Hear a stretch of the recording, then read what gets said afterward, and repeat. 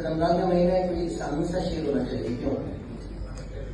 अब उसके साथ रहूं, बड़ा इजाजत है सर, जरूर इरशाद करें, बाहर से इशारा नजर आएगा। अब उसके साथ रहूं या किनारा कर दूं, अब उसके साथ रहूं या किनारा कर दूं, ये कहता है इस्तिखारा कर। इस्तिखारा ये कहता है कि किनारा कर दूं, लेकिन कहते हैं इस्तिखारा दोबारा कर दूं।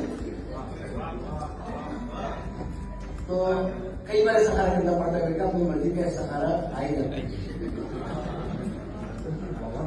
हम कहते हैं ना कि हमारे जमाने में ऐसे मौके पे रोजा रखते हैं, कैसे प्यार मोहब्बत की होती थी, तो रोजा रखा जाता था।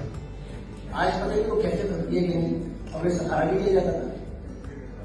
तो आप लोग भी इस्तिखारा चलेंगे, चले मजीद शेर भी सुनाऊंगा अगर आप लोग ने खामोशी